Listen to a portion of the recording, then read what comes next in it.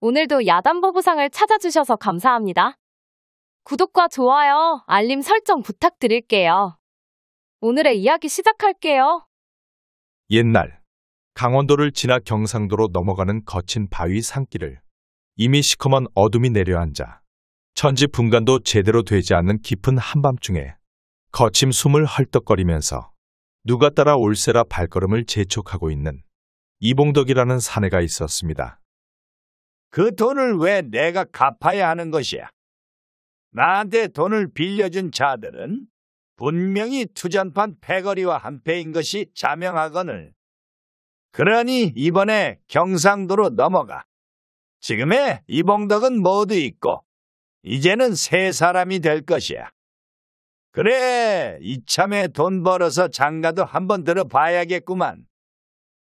이봉덕이라는 사내는 어린 시절부터 천혜고아로 남의 집 속골을 베어 나르면서 머슴살이를 시작하였고 나이가 30이 넘을 때까지 그의 주머니에는 땡전 한 푼 없었으며 남들은 장가를 들어 자식도 여럿을 둘 동안 그는 아직 장가도 들지 못하였죠.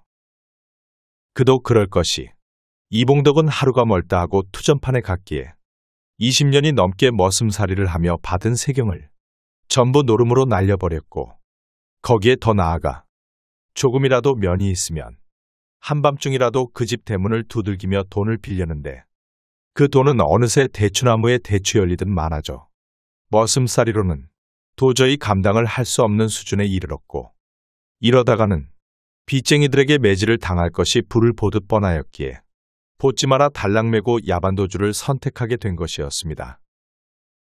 그렇게 이봉덕은 빚쟁이들의 눈을 피해 밤새도록 산길을 걷고 또 걸어서 자신에 대해 아무도 알지 못하는 경상도 시골 마을에 당도할 수 있었고 배운 게 도둑질이라 어느 부잣집 머슴으로 들어가 정착을 하게 되었지요.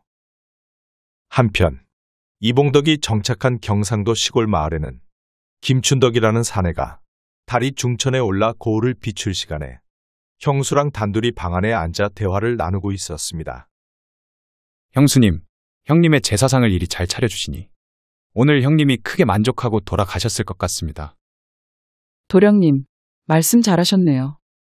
이미 저 세상으로 가신 서방님도 집을 잘 찾아와 제사상을 먹고 가는데 어찌해서 도령님은 저희 집의 발걸음을 뚝 끊으신 건지요. 행여나 다시 노름을 하느라 바빠서 못 오시는 건가요? 춘덕의 형님은 형수님과 피덩이 같은 조카를 남겨두고는 갑작스럽게 세상을 떠나버렸고 춘덕은 그런 형님의 빈자리를 채워주기 위해 매일 찾아가다시피 하며 형수님과 조카를 돌보았죠. 헌데 무슨 연유에서인지 어느 순간부터 발걸음을 끊었는데 거기에 대해 이런 방구도 없이 1년에 한 번 형님의 제삿날에나 찾아오는 것이었습니다. 그래서 답답했던 형수는 그 연유에 대해 생각을 하다가 유난히 노름을 좋아하는 것을 알기에 그리 물은 것이었죠. 노름이라니요. 제가 투전판에 가본 지가 언제인지도 기억이 나지 않습니다. 단지 형님께서 형수님께 재물을 많이 남겨주고 가셨으니 제가 딱히 도와드릴 것도 없어 그리한 것이지요. 허면 시간도 늦었으니 저는 이만 돌아가 보겠습니다. 저자에는 춘덕이의 형님이 남긴 재산에 대해 이러쿵저러쿵 말들이 무성하였는데 얼마나 소문이 거창하게 났던지 방 안에 고이 모셔둔 괴짝에는 한가득 돈이 담겨있다는 말이 나돌 정도였고 춘덕은 그 소문이 거짓은 아니라는 걸 알았기에 다른 연유로 발을 끄는 거지만 자신이 찾지 않아도 형수와 조카가 남부럽지 않게 살 수 있어 그리한 거였습니다. 이번엔 가보요. 어떻소 내가 이긴 게요. 형수에게는 노름을 하지 않는다고 하였지만 춘덕은 아직 장가를 들지 않았기에 적적하다는 핑계로 거의 매일 밤을 투전판에 찾아오고 있었습니다. 어이쿠 미안하게 됐소이다. 하필 비사가 나에게로 왔지 뭐요. 그날따라 운이 없었던지 투패를 받고 거는 족족 돈을 잃었고 마지막 남은 돈을 걸어 승부를 내었지만 그마저도 져버렸기에 춘덕은 아쉽지만 자리에서 일어날 수밖에 없었습니다. 이보시게 잠깐만 거기 서게. 헌데 밖으로 나온 춘덕이에게 낯선 사내가 따라 나와 말을 걸었는데 그 사내는 다름 아닌 봉덕이었죠.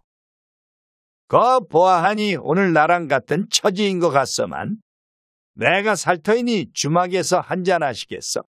그나마 닭배기 값이 주머니에 남아있지 뭐요. 고향을 떠나 야반도주를 하며 새 사람이 되기로 결심한 봉덕이었지만 머슴살이를 하고 세경을 받아들자 초심은 어디로 갔는지 결국 투전판을 찾아 노름을 하게 되었고 허무하게 그 돈을 날려버리게 되었습니다.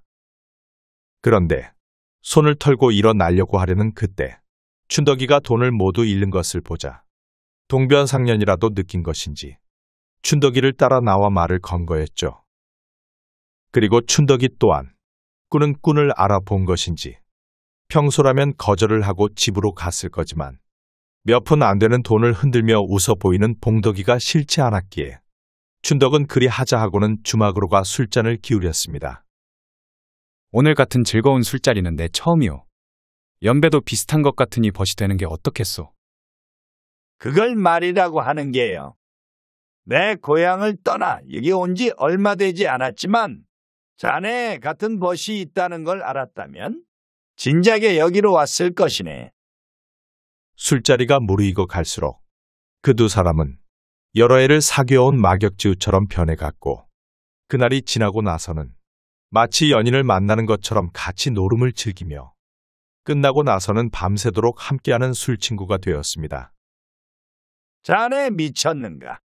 왜 이렇게까지 하는 것이야? 그러다가 하루는 늘상 하던 것처럼 가벼운 마음으로 시작했던 노름이 어느 순간부터는 숨조차 가벼이 쉬지 못할 정도로 변하는 게 아니겠습니까? 열불이 나서라도 걸어야겠네. 계속해서 사람 염장을 지르는데 어찌 참을 수 있겠나?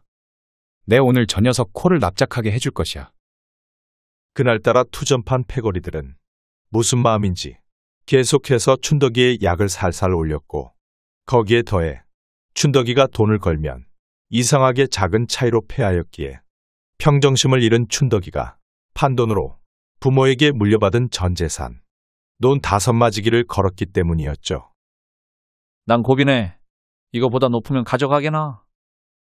상대가 고비라 말하자 춘덕은 손을 부들부들 떨며 가지고 있던 투패를 부셔버리더니 밖으로 나가 머리를 쥐어뜯었고 봉덕은 슬그머니 부서진 투패를 확인해보니 춘덕의 패는 서시로 한 끗 차이로 패하였던 것이었죠. 이렇게 포기하고 말 것이야. 넌 5마지기가 한 번에 날아갔단 말이네. 나처럼 머슴살이나 하면서 사는 인생이 되고 싶은 것인가? 그럼 나보고 어쩌란 것이오? 어쩌긴 어디 가서 돈이라도 구워와서 넌 문서를 되찾아야지. 말이나 되는 소리를 하게. 이 오밤중에 어딜 가서 돈을 빌려온단 말인가? 춘덕이 그리 말하자 봉덕은 답답한 얼굴을 하면서 말했습니다. 자네 형수님을 찾아가 보게. 내 듣기로는 괴짝을 가득 채울 만큼 돈이 많다고 하더군. 그러니 지금 당장 가서 대충 둘러대고 돈을 융통해 오게나. 노름의 눈이 먼자가 사리 판단이 될 리가 만무하였고 봉덕의 말대로 오밤중에 돈을 빌릴 수 있는 곳은 형수님 밖에 없었습니다. 거기까지 생각이 들자 춘덕은 서둘러 형수님에게 향하였고 그러다가 얼마 못 가 멈칫하면서 걸음을 멈추는 게 아니겠습니까? 아닐 것이야. 내가 착각을 한 게지. 춘덕이 언제부터인가 형수님의 집에 발걸음을 끄는 연유가 있었는데 그건 형님이 세상을 떠나고 나서 형님 대신 온갖 집안일을 돌보자 시간이 갈수록 자신을 쳐다보는 형수의 눈길이 어딘가 모르게 늘 부담스럽게 다가왔고 어느 순간에는 확신으로 여겨졌기에 자중하며 형수를 찾지 않았던 것이었습니다. 하지만 춘덕의 전 재산이 저기 저 노름판에 있으니 본전을 찾기 위해서는 가야만 했습니다. 가서 뭐라고 말을 꺼내면서 돈을 해달라고 해야 할 것인지.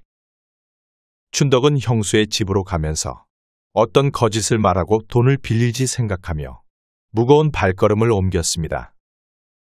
헌데 막상 형수네 앞마당에 들어서니 이미 호롱불은 꺼져 있었기에 온통 어둠이 내려 앉아 있었고 다짜고짜 부르면 놀랄 수도 있다는 생각에 허멈하며 헛기침을 내고는 자그마한 목소리로 불렀습니다. 형수님 안에 계십니까? 새까맣게 어둠으로 뒤덮여 있던 방 안에서 얼마 후 호롱불이 켜지더니 부시럭거리는 소리가 한동안 나다가 천천히 방문이 열렸습니다. 도령님이 이 야밤에 어인일이세요? 아닙니다. 시간이 늦었으니 어서 올라오시지요.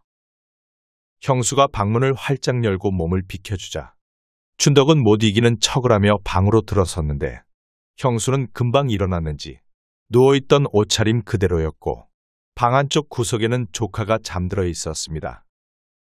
형수님, 늦은 시간인 걸 알지만 뜻하지 않게 좋은 논이 나왔기에 마음이 급한 나머지 이리 염치불구하고 찾아왔습니다. 이 밤중에 논이 나오다니요. 땅 주인이 급히 고을을 떠야 한다고 지금 사지 않으면 다른 사람에게 넘긴다고 하는데 어쩌겠습니까? 그러니 돈이 있으면 있는 대로 빌려주십시오. 춘덕의 입에서는 누가 들어도 말도 안 되는 소리들이 쏟아져 나왔고 형수는 한동안 생각에 잠기더니 방 한쪽 구석에 자리 잡고 있는 괴짝을 열쇠로 열며 말했습니다. 도령님이 필요하신 만큼 꺼내서 가져가시고 나중에 형편이 되시면 그때 채워 놓아주세요. 거기에 돈이 있다는 건 알았지만 한 번도 본 적이 없었던 춘덕은 형수의 말이 끝나자마자 가까이 다가가 괴 안쪽을 살펴보니 거기에는 엽전 괴미가 수두룩하게 채워져 있었습니다. 그래, 이거면 다시 논문서를 찾아올 수 있을 것이야. 이제는 되었다는 생각에 얼른 손을 넣어 꺼내려고 하는 순간 갑자기 형수가 벌떡 일어나 호롱불로 가는 것이었죠.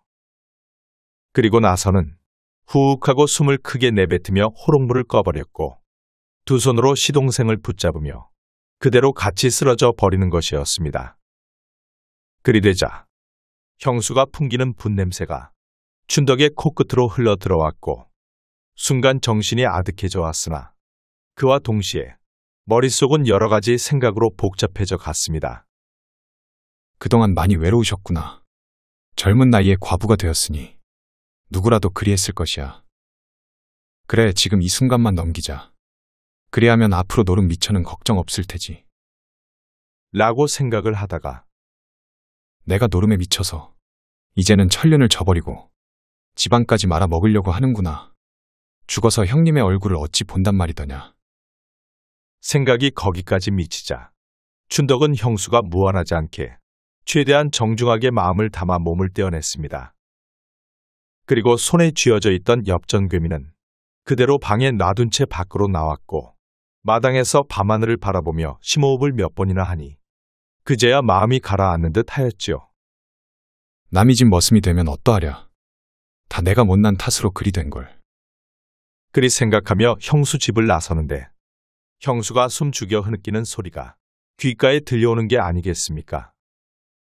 헌데 나지막하게 흘러나오던 흐느끼던 소리가 얼마 안 가 멈추더니 무서울 정도로 적막감이 집안을 감도는 것이었죠. 설마 아니. 아니야, 아닐 것이야. 형수님이 어떤 분이신데 나쁜 마음을 먹을 리가 없어. 설령 그렇다고 하여도 형수의 외로움을 내가 어찌 달래준단 말이더냐. 불길한 생각을 하면서도 춘덕은 끝내 발걸음을 되돌리지 못하였습니다. 누구나 살면서 번뇌는 느끼게 될 것이야. 나에게는 노름이고 형수님에게는 외로움이었겠지. 그렇게 마음을 먹고 쌀이문을 열고 밖으로 나오니 세상은 칠흑 같았고 하늘을 올려보니 별들은 무심한 듯 반짝이고 있었습니다. 헌데 밤하늘을 보면서 집에 도착한 춘덕은 한참을 서서 생각에 잠기더니 뭔가를 챙겨서는 투전판으로 갔고 방 안에 있는 봉덕이를 불러냈습니다. 어찌 되었나? 형수님이 돈을 내어 주던가. 춘덕이에게 불려나온 봉덕은 슬며시 손을 살피며 물었습니다. 그것보다도 자네, 지금 바로 우리 형수님의 집으로 가게. 그러면 형수가 어떠한 행동을 할 것이야. 허면 따지지 말고 그대로 행하시게. 그렇게만 행하면 자네에게 일생일대의 기회가 될 걸세. 기회라니. 자네 지금 왜 이러는 겐가? 그냥 하라는 대로 하게. 그리고 다시는 투전판에 찾아오지 말게나. 나 역시 다시는 오지 않을 것일세. 그러면서 집에서 챙겨온 물건을 꺼내 놓았는데 그 물건은 날이 시퍼렇게 선 도끼였습니다. 만일 자네가 노름을 다시 한다는 말이 들리면 내가 찾아가 손모가지를 자를 것이고 자네 역시 내가 여길 다시 온다면 자네가 내 손모가지를 자르게나. 그 시각 자기를 물리고 떠나버린 춘덕 때문에 흐느끼고 있던 과부는 울다 말고 정신이 번쩍 들었습니다. 내가 시동생에게 그리했다는 게 알려지면 이 동네에서 어찌 산단 말이더냐. 그래 떠나야 한다. 소문이 퍼지기 전에 얼른 떠나야 해. 앞으로 시동생은 어찌 볼 것이며 행여나 소문이나 자신을 포함해 하나뿐인 자식까지 손가락질을 받을까 염려되어 과부는 서둘러 짐을 챙기기 시작하였죠. 그때였습니다. 갑자기 마당에서 누가 찾아와 과부를 부르는 게 아니겠습니까? 안에 계십니까?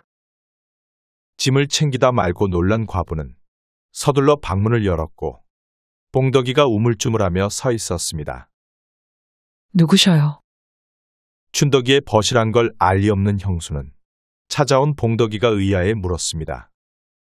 여기 시동생인 춘덕이가 가보라 해서 와봤습니다. 그럼 혹시 일러준 말이라도 있나요? 그런 말은 없고 그냥 가서 시키는 대로 하면 된다고만 들었소이다.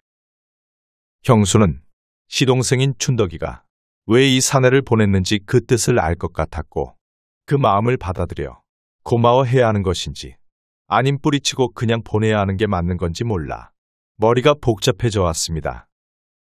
그래 어차피 떠나려고 마음먹은 것을 이 험난한 세상 하나보다는 둘이 나을 것이야. 결국 시동생의 마음을 받아들이기로 한 형수는 봉덕이에게 마구간을 가리키며 소를 끌고 오라고 하였고 마구간 근처에 있는 달구지도 가져오게 하여 달게 하고는 과부는 방으로 들어갔습니다. 잠시만 방으로 들어오시지요. 과부가 방으로 들어오라 하자 봉덕은 달구지를 달던 거를 마저 달고 머뭇거리며 방으로 들어가니 과부는 궤를 들어 달구지에 실으라고 하는 것이었죠. 과부는 봉덕이 궤를 실는 거를 지켜보고 나서 방으로 다시 들어가 잠들어 있는 아이를 들쳐 업고는 말했습니다. 혹시 장가는 드셨는지요? 아직 인연을 만나지 못해 들지 못했습니다. 고향은 어디신가요? 천해구하라 정확히는 알지 못하나 기억의 끝에는 강원도로 알고 있어이다. 그럼 강원도로 같이 가. 저랑 혼례를 치르고 같이 살아요. 과부가 느닷없이 혼례를 치르자고 하자 춘덕이 말한 일생일대의 기회가 혼례라는 게 의아해졌습니다. 갑자기 혼례라니요. 그리고 저는 고향에 빚을 진 사람들이 많이 있어 돌아가지 못합니다. 봉덕이 빚이 있다고 하자 과부는 오히려 잘 되었다는 얼굴로 빙그레 웃으며 말했습니다. 저기 저 괴짝 안에 들어있는 게 전부 돈이에요. 그러니 빚 걱정은 하지 말고 고향으로 내려가 논이랑 집을 사서 같이 평생을 보내요. 그리만 해준다면 내가 못할 게 뭐 있겠어. 내 남은 인생 최선을 다할 테니 재미지게 살아봅시다. 그렇게 두 사람은 고을을 떠나기 위해 길을 나서게 되었고 과부는 돈 궤를 부여잡으며 달구지에 탔으며 봉덕은 속옷비를 움켜쥐고 소를 몰았습니다. 그러다가 얼마쯤 갔을까? 봉덕은 가만히 생각을 해보니 투전판에 보찜을 놔두고 온 게 생각이 나는 것이었죠. 하하, 일을 어찌하나. 왜 그러세요? 네, 잠시 다녀와야 할 곳이 있어. 그러니 여기서 기다려 주시겠어? 그러면서 봉덕은 과부의 손에 소 고삐를 쥐어주고 나서 불이 나게 투전판으로 향하였습니다. 헌데 보찜만 들고 오면 될 것을 지 버릇게 못 준다고 투전판에 도착한 봉덕은 잠시만 놀고 가라는 그 한마디 때문에 설마하니 조금 늦는다고 다른 일이 생겨날까라는 얄팍한 생각을 하고 말았던 것이었죠.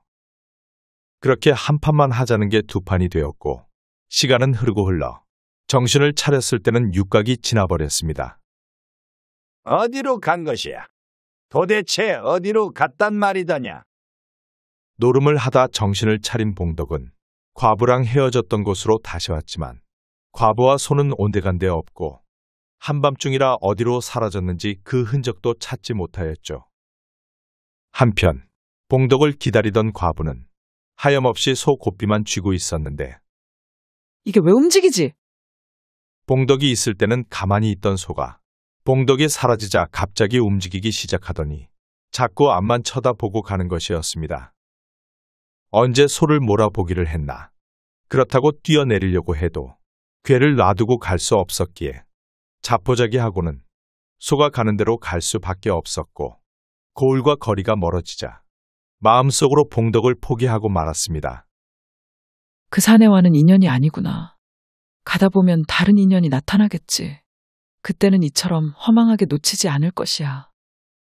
그리 생각하며 소가 가는 대로 하염없이 가게 되었고 어느새 날이 밝아 태양이 떠오르고 있었습니다. 그렇게 세상이 환해지자 과부는 얼마나 멀리 온 것이지 궁금하여 눈에 익은 곳이 있나 찾아보려고 주위를 한참 동안 두리번거리는데